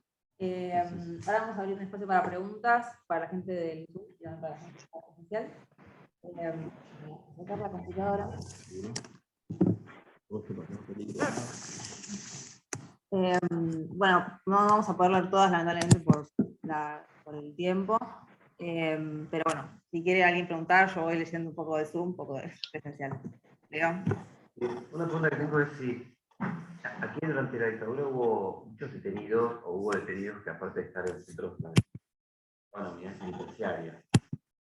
Entonces, si no hay también una idea de que, la vuelta a la democracia, de que al ser esos crímenes cometidos por la represión, a ver si implementados por el mismo medio porque se aplican la pena de manera ordinaria, debe también una reacción contra todo lo que significaba la pena fuera de la cuestión de delito político. Hay muchos, por ejemplo, cuando detenidos políticos en Devoto, en Olmos, entonces, si había una lectura de la condición de víctima de los presos políticos, que fácilmente también se trataba a los que no eran presos políticos. Por ahí entrando, yo no sé cómo lo haría jugar acá, digamos, pues, naturalmente uno selecciona algunas cosas para contar una historia, y hay tanto dando vuelta, que siempre, digamos, se queda corto, puede meter nuevos condimentos a la hora de pintar bien una historia, y hay distintos autores que han escrito sobre cuestiones específicas, con digamos, desarrollos muy propios de ciertos espacios, por ejemplo, los cambios en la prisión directamente, ¿no? A pensar entre varios autores. Paul Hatassi está en un libro que compilamos acá para un DECIT que se llama Castigo y Democracia, que dio la charla acá en el Aula Verde hace varios años. Vimos una charlita de Ugasit, era Ugasit, ya no sé. Él plantea una comparación entre los cambios de dictadura a democracia en Argentina y en Chile. Y él cuenta muy bien quiénes eran, le interesa mucho, él viene de haber estudiado con Loïc Bacuán, entonces le interesa mucho los agentes que generan los cambios y los expertos, la noción de experto, el experto penal, quiénes son los expertos penales en un momento y en otro, y cuenta mucho, por ejemplo, sobre la militarización en los años 70, digamos, en un contexto en donde las cárceles son básicamente intervenidas militarmente, y esa militancia reporta directamente a la misma estructura militar interesada en información y en formas de represión en todo en general, y el nacimiento, un poco más tarde, de los presos políticos, de los llamados presos sociales, y cómo los presos políticos, esto parece un poco el beso de la mujer araña, pero los presos políticos también van incidiendo, esto en España se vio también, van incidiendo y van ayudando a la teorización y casi les diría a la creación de una conciencia de clase, si se permite este caso dentro de la cárcel, de los presos sociales que no estaban agrupados, que no, digamos, que no tenían mucha intervención de tipo político, y eso que parece que no se sabe muy bien qué va a significar, para Hatassi va a generar también, aunque no se lo veía el primer gobierno democrático, y se extiende también hasta los 90, las primeras rebulsas y reclamos de presos en los años 80 que van a poner bastante en jaque a el gobierno democrático en general, ¿no? Porque la cárcel de los años 70 naturalmente registra algo llamado, digamos, algunas cuestiones llamadas motines o revuelta o exigencias de presos, pero en los años 80 se van a dar muchas y van a seguir hasta los años 90, y las formas de manejarlas van a ser distintas en los gobiernos. Pero lo que me interesaba era la distinción entre presos políticos y presos sociales, y cómo los presos sociales se van dotando de conciencia para postular sus propios reclamos. Y en particular porque obtienen resultados de algunos de sus reclamos. En cuanto a fundamentación de castigo, me parece que los reclamos que yo leí venían más de la mano, no tanto un replanteo en fundamentación o incidir, sino en resultados concretos, ¿no? En beneficios carcelarios concretos, y específicamente la posibilidad de reducción de las penas por diversas circunstancias. Por ejemplo, haber pasado parte de la vida en prisión durante la dictadura. No sé si me perdí y llego a responderte en eso o no. Sí, sobre todo la idea de que incluso para los teóricos que no habían estado presos, el ver a la cárcel como una representación de la dictadura también permite una mirada crítica, no solo desde el preso social, sino qué posición tengo ante la pena.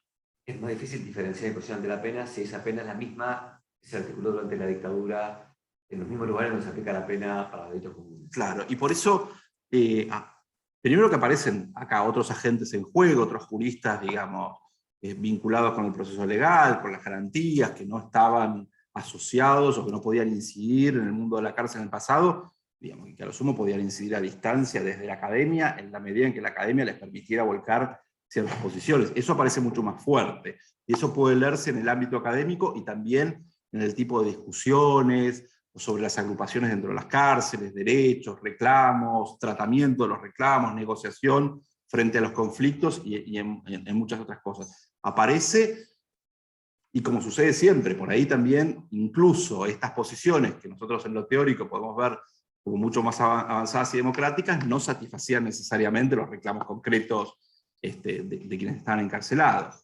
La distanciación de la cárcel del pasado con la cárcel nueva, claro, también es un tema difícil. ¿Cómo hacer?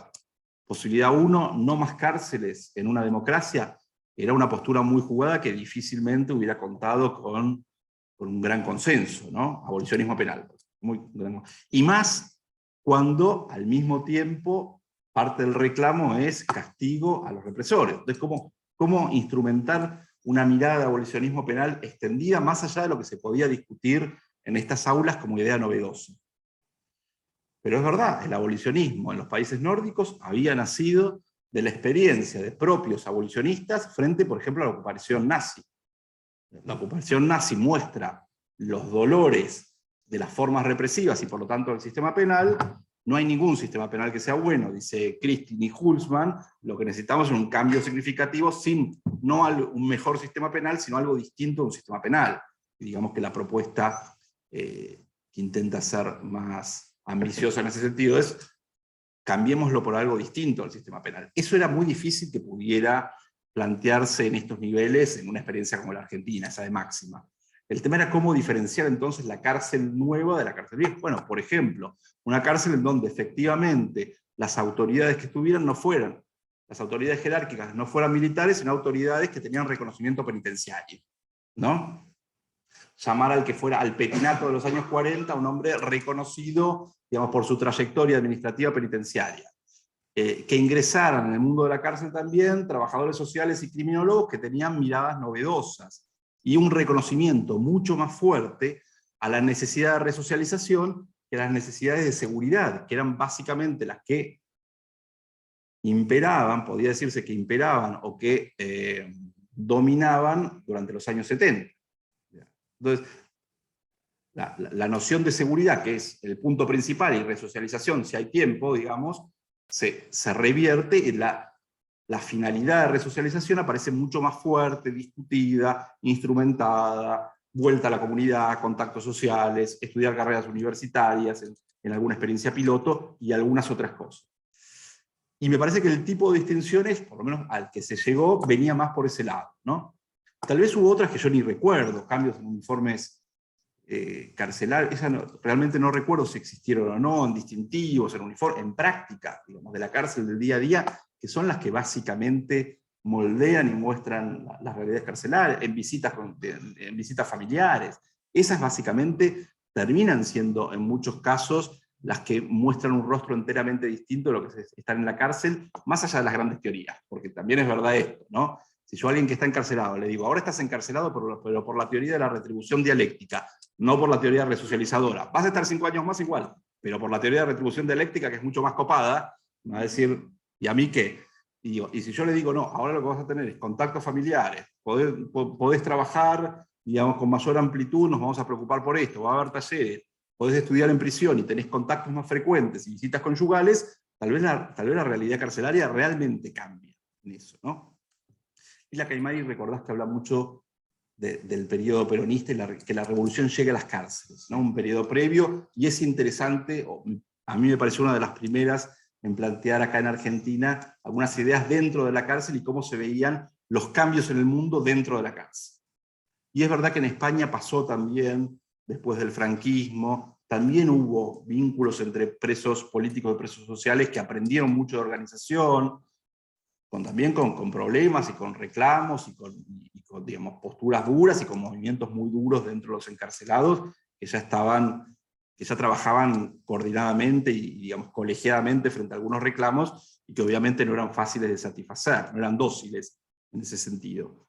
No sé si hubo otros cambios así significativos de tipo más simbólico, ¿no? Por eso decía, por ejemplo, los típicos policías españoles del franquismo cambiaron su uniforme. Acá hubo cambios de uniformes policiales, más adelante se implementó el tema del gafete policial, no soy un experto en estudios de policía, pero además de los cambios, digamos, institucionales, estructurales, aparecen algunos cambios simbólicos que pretenden por lo menos dar la idea de que la policía no es la misma policía de antes, de que el sistema penitenciario no es el mismo sistema penitenciario de antes, ¿no?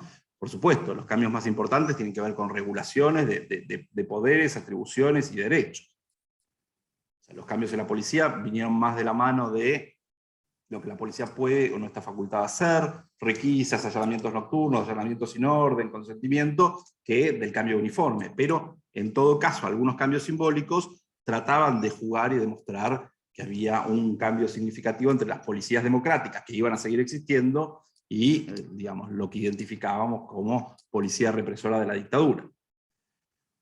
Por supuesto, si esto satisface o no satisface, es como bastante más complejo que el cambio de medidas y el cambio simbólico, ¿no? Si efectivamente cambiaron las policías o no, y gran parte de los reclamos genéricos que uno podría hacer es: la cárcel no cambió todo lo que tendría que haber cambiado la democracia, la policía no se democratizó como venía prometiéndose desde los años 80, y esto se plantea acá en Argentina y se plantea en muchos países. Todo lo que se pensó que iba a revolucionarse no se revolucionó, porque sigue habiendo determinadas jerarquías, instancias de poder, cuestiones que nunca cambian y que no se van a modificar ni siquiera por un cambio legislativo. Las realidades siguen jugando a otros efectos, ¿no? Digo, uno por ahí a veces lo ve más fácil cuando piensa en la policía y los cambios de policía, y en la provincia de Buenos Aires, ¿cuántos gobiernos han dicho, bueno, ahora vamos a crear una policía enteramente distinta, que ya, digamos, no mantenga ni valide las prácticas corruptas de la policía que se remontaba al proceso? Y se ha dicho en los servicios de inteligencia, y se ha dicho, digamos, en gendarmería, o se discute más en gendarmería qué tipo de cambios se han dado. Se dice en materia de fuerzas represivas en general, y las penitenciarias en ciertos momentos estuvieron muy cercanas, lo son todavía, muy cercanas a los esquemas de las fuerzas represivas, porque tienen su jerarquía, digamos, tienen su forma de trabajo, tienen su estructura, y a veces sus vicios similares.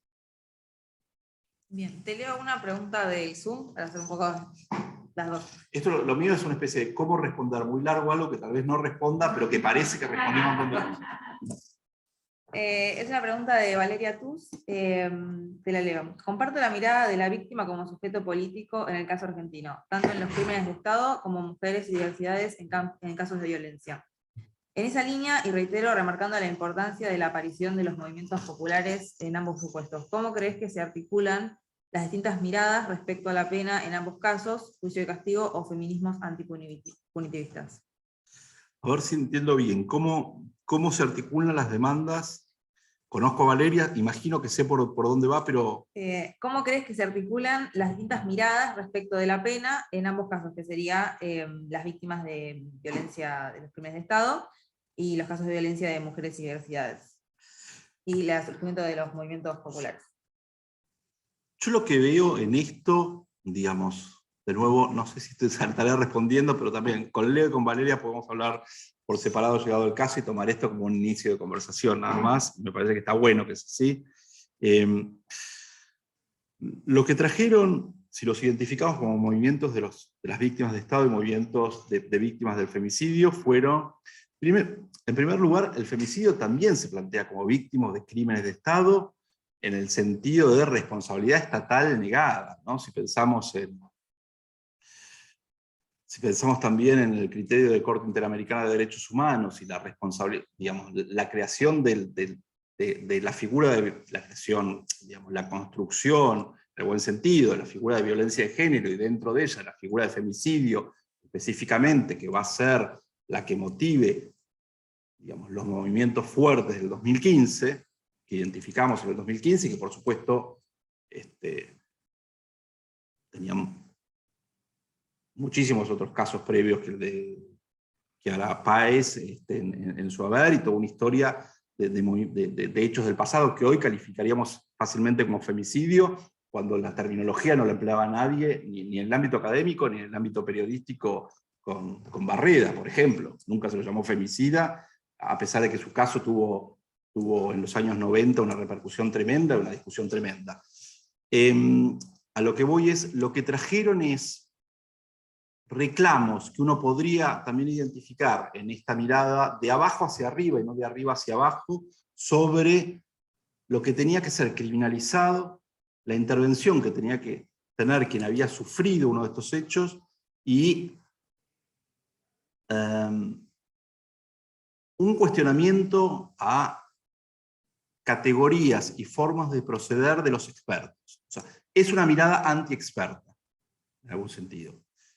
En los años 80 y 90, vuelvo también a algunos autores, como Soso, Hatassi, han pensado en esta idea de las reformas se dan a partir del elitismo penal. Y esto significa, para hacer reformas democráticas, tenemos que traer a expertos piolas y ponerlos en situaciones piolas y que generen cambios. O sea, los cambios se dan desde arriba hacia abajo. Esto para mí en el primer gobierno democrático tiene mucho que ver con una finalidad que no subrayé la suficiente, y es evitar cualquier forma de violencia política, y por lo tanto cualquier violencia posible va a ser violencia por parte del Estado, violencia institucional. O sea, el castigo a los represores va a ser castigo institucional. Y evitemos de esta manera, y acá podemos volver a Ferraioli y entender por qué a Ferraioli le preocupan tanto las reacciones informales, evitemos cualquier forma de reacción informal frente a ellos. Que, digamos, si nosotros vemos la historia argentina post años 80 y yo les pregunto, ¿cuántos casos hubo de víctimas de la dictadura que salieran, que conocemos, que salieran a responder violentamente contra los agresores, ¿no? Estilo La muerte y la doncella de Ariel Dorfman, por ejemplo, si queremos seguir con... Atentado contra Vergés. Contra Vergés, recordamos otro. Vergés en La Plata, un médico de La Plata, súper identificado. No recordamos otro en los años 80, 90, básicamente. Estamos hablando de en términos de fenómeno en sí mismo, conozco más casos de ladrones linchados en el colectivo que de represores. Y ustedes me dirán, bueno, los escrachos en los años 90. Sí, digamos. Macera iba a un restaurante, se paraba la gente y se iba. Pero en cuanto a reacciones informales, violentas, del estilo justicia por propia mano, no encontramos en la historia argentina, mucho menos que las que encontramos por otro tipo de cuestiones en Latinoamérica en general, en donde los linchamientos son materia constante a ladrones de gallina, ¿no? Bueno, esta mirada de los linchamientos tenía la experiencia, la escribe Nino en Juicio al Mal Absoluto, tenía la experiencia en Italia y en Francia, donde, digamos, los grupos que habían sufrido las dictaduras fascistas y el gobierno de Vichy especialmente, o la ocupación nazi en Francia, hay muchísimos casos de reacciones de tipo violento frente a los represores y las personas cercanas a los represores también. Malena, con Mónica Bellucci, también recomiendo otra película, ¿no? Con la amante de un fascista, de un nazi, digamos, que termina siendo rapada, digamos, por el resto de la población luego de la ocupación, ¿no? En forma de reacción escrache, pero escrache con dosis de violencia muy fuerte, rapada y golpeada, no me acuerdo qué más, por haber estado cerca de un oficial nazi. Bueno, este tipo de experiencias que estaban presentes en la historia de estos países, Nino, cuando cuenta en Juicio al Mal Absoluto, dice: no podíamos permitir que en Argentina existieran este tipo de cosas. Entonces, por un lado, el juzgamiento, pero el único tipo de violencia tenía que ser de los juzgamientos, porque la historia de los años 70, la violencia argentina, naturalmente, la violencia política había estado presente a troche y moche en los años 70 en Argentina. Entonces, y es interesante también el concepto cuando lo vemos en términos comparados, incluso cuando pensamos, lo llevo a otro terreno ahora, incluso cuando pensamos, seguimos grabando, cuando pensamos en las posiciones de mayor grieta hoy en día en la política argentina, salvo algunas cuestiones puntuales que, digamos, todos podemos identificar, vamos a ver que la violencia política en Argentina se maneja ahora incluso de otra manera de la que se manejaba en los años 70. Estoy tirando algo como muy básico, pero que en términos sociales es interesante. Por ejemplo, ahora podemos hablar del lawfare, ¿no? Si existe o no existe, es otro tema. Valeria Berbéis va a decir que sí, pero podemos hablar del lawfare, ¿no? De la presentación de denuncias judiciales para tratar de cuestionar y de expresar ideas, reclamos y también, digamos, censuras, dependiendo de cómo venga, en la arena política. Pero digo, no encontramos muchos casos en donde en la Facultad de Derecho se maten a tiros en el bar, digamos, por ideas encontradas. Y en los años 70 existía eso. También era todo un contexto histórico distinto, que hoy vemos como muy lejano de ser naturalizado, al menos. Puede existir, pero lo vemos muy lejos de ser naturalizado. Esa idea de que el juicio y castigo a algunos culpables iba a encauzar las formas de violencia política a partir de la criminalización de ciertos hechos y la intervención del sistema penal, me parece que es una idea que se plantea como novedosa desde los años 80, y que nosotros en los últimos tiempos, por suerte, hemos naturalizado, aunque sigamos viendo y discutiendo otros problemas de la política argentina, ¿no? Pero a partir de categorías enteramente distintas. Lo de la criminalización, de la represión, de la dictadura y todas las dictaduras militares, como un tema consolidado, es algo que hemos naturalizado, me parece bien, y que todavía estaba en discusión en el 83 y 84, por eso les digo, los historiadores dicen, hasta la publicación del Nunca Más, había, el periódico, muchas discusiones sobre los excesos o los errores en la represión por parte de la dictadura militar. Por supuesto, no todos estos sectores sustentaban estas ideas, pero eran ideas que podían circular bastante abiertamente en las discusiones generales, discusiones académicas y los periódicos y la televisión. Y eso me parece interesante para pensar el papel que ocupaban distintas cosas, entre otras, la teoría de fundamentación del castigo, en un momento histórico determinado, ¿no? ¿Cuáles son las opciones de fundamentación de castigo? No en el aire, sino en un momento histórico determinado para llegar a ciertos fines. Y me parece que por esta línea podemos pensar algunas de estas cosas. Bueno, gracias, bro. No sé si alguien quiere hacer una pregunta acá presencial.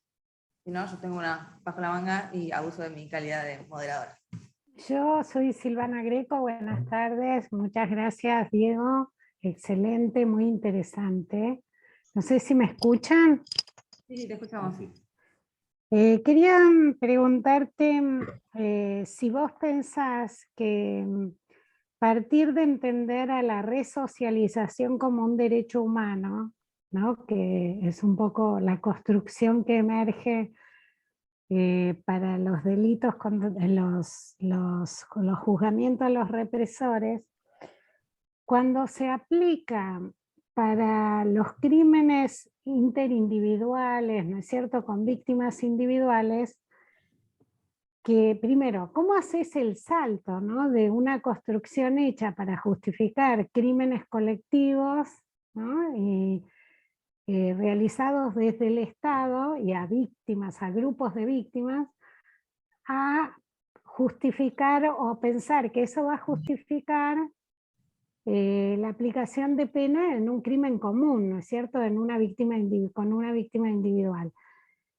Si hacer esa explicación, ¿no es cierto?, de la cuestión de la resocialización como un derecho humano y aplicarla para estas situaciones individuales, podría llevar a un aumento del punitivismo. Esa es mi pregunta, cuando en general los crímenes individuales y las cárceles nos dicen que son realizados por colectivos muy vulnerados en el acceso a derechos, ¿no es cierto? Las cárceles, como dice Gargarella, están llenos de iguales cuando nuestra sociedad es una sociedad donde hay mucha diversidad. Esa era mi pregunta. A ver si intento también la respuesta. Cuando yo menciono que la resocialización, además de estar en los papeles, digamos, en los papeles en el sentido en textos constitucionales y legales, la ley de ejecución penitenciaria, la reglamentación, el sistema progresivo, digamos, sigue siendo una idea rectora, más allá de las críticas que hagamos a la cárcel no resocializa en la práctica, pero sigue jugando la idea rectora de la resocialización, básicamente como idea general, por eso, por supuesto, mucho más cercana a algunos casos que a otros. También lo que estoy pensando es que la idea de resocialización,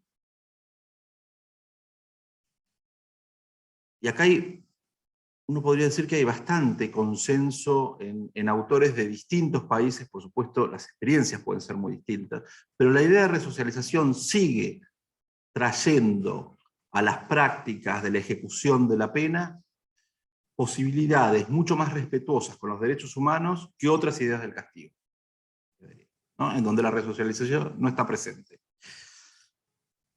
Y por eso decimos, y algunos autores dicen, algunos autores y sentencias del Tribunal Europeo de Derechos Humanos en materia de prisión perpetua, ¿no? Digamos, la resocialización tiene que ser, o la posibilidad de resocialización tiene que ser entendida como un derecho humano en el presente. Y esto se plantea, por ejemplo, en determinadas situaciones en donde lo que entra en escena por parte de otras normativas de países es directamente la idea de castigo puro y duro sin posibilidad alguna de resocialización. Sin posibilidad alguna. Es decir, negar que tenga sentido o interés alguno por parte de la ejecución de la pena la posibilidad de resocialización. Y esto sí pasó en la regulación de otros países que de la mano de esto fueron eliminando la libertad condicional, eliminando la progresividad en la ejecución y, naturalmente, eliminando la inversión económica a programas que estaban destinados a la resocialización. Porque el punto es, si la resocialización ya no juega ni como idea rectora, aunque no la cumplamos, ni como objetivo, digamos, manifiesto, aunque no la cumplamos, bueno, ¿y para qué estudiar en la prisión? ¿Y para qué los encuentros familiares? ¿Y para qué las visitas conyugales? ¿Y para qué la posibilidad de someterse a alguna autoridad que decida sobre la libertad condicional, salidas transitorias, a prueba? ¿Para qué si no creemos en ella, ¿no? Y esto pasó en la práctica en algunos lugares entre los años 70 y 80. Jurídicamente, en países como Argentina, la idea de resocialización sigue jugando. Ahora, que la mera idea de resocialización significa que en la práctica esto es garantía de un trato más humano, no, y acá coincido con vos, si estoy entendiendo en sintonía, Silvina, pero frente a otras ideas rectoras, la resocialización parece ser la que sigue dando la posibilidad de un trato mucho más humano en la cárcel y una perspectiva de futuro, ¿no? Y en este sentido puede ser calificada como menos punitivista que otras ideas del castigo en cuanto a ejecución del castigo en sí. Claramente es más humana que la mirada de incapacitación que vinculamos con el concepto de prisión-depósito. Las personas están en la cárcel hasta que mueran, lo pensaban los positivistas más duros también, Garófalo y Lombroso. Estén en la cárcel hasta que mueran, los deportamos a Ushuaia hasta que mueran en Ushuaia, o en todo caso, digamos, tratamos de que pasen encerrados el mayor tiempo posible, pero sin perspectiva alguna de que vuelvan a la sociedad, sin ninguna posibilidad de que vuelvan a la sociedad, ni perspectiva de que esto lo logren, ¿no? Y en ese sentido, la mirada resocializadora, en términos comparativos, parece seguir brindando un abordaje más respetuoso de los derechos humanos que otras, más allá de las falencias y las críticas que la idea misma de resocialización entraña más allá de su práctica. Ya por el tiempo vamos a tener que cortar, pues si no nos van a echar. Sí, pero no sé si va a ser la... te quería Respondo preguntar... breve, como la de recién. Dale, Breve, perfecto. dos minutos. No, porque me pareció muy interesante esto que planteabas al principio, de que en algunos lugares quizás había discursos más garantistas y al contrario esos no se reflejaban en la práctica la cantidad por ahí de presos, por más que bueno, la cuenta que se da de la cantidad de presos, como dijiste, a veces es difícil en comparación con otros países, y que en otras situaciones donde quizás hay un discurso al contrario, por ahí más punitivista, no necesariamente se ve reflejado en, digamos, en la cantidad efectiva de poder punitivo que se aplica. Es más una pregunta de, bueno, me pareció muy interesante lo que planteabas, de si tienes alguna hipótesis de por qué se dan a veces estos desajustes, no sé si de la realidad, pero como un desajuste entre el discurso de lo que se discute en la academia, y lo que efectivamente eso termina pasando en las cárceles. Sí, en realidad me parece que es una discordancia entre discurso y prácticas, y que lo vemos también en muchísimas otras cuestiones. Vamos a hablar de las prácticas de los tribunales en el trato de los presos y el discurso frente a lo que debería ser. Pero en todo caso lo que yo planteo es que pueden caminar en sentidos distintos. No necesariamente los discursos traen prácticas conciliables o armonizadas con esos discursos, ¿no? Que caminan por carriles distintos, aunque es lógico que determinados discursos generan a su vez ciertas prácticas. No es que son mundos totalmente separados.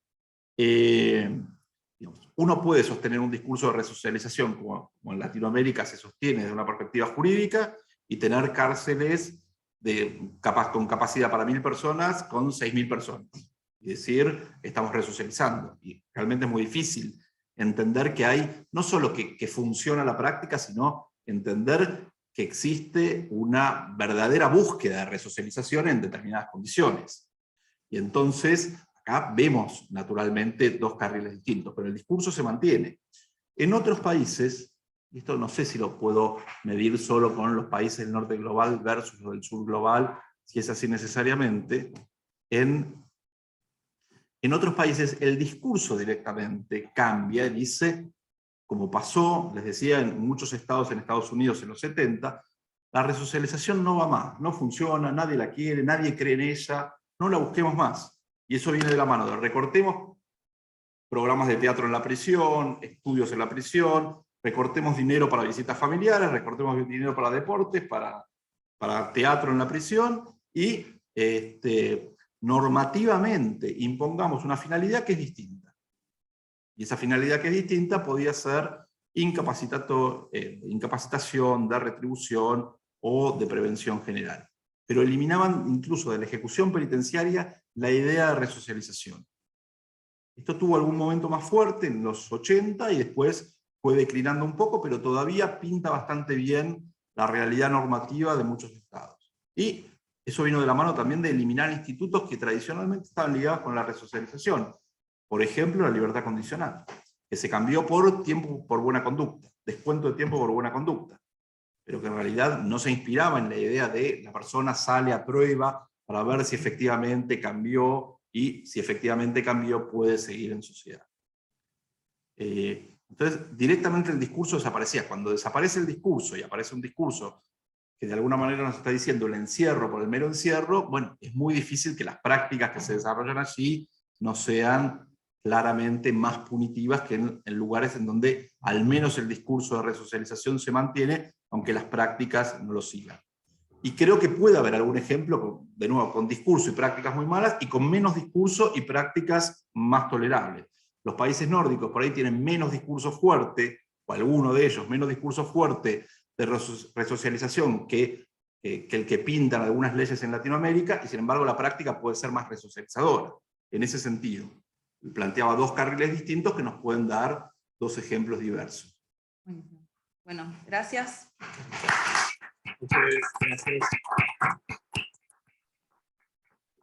Bueno, no sé cómo esto del Zoom, no quiero hacer bien.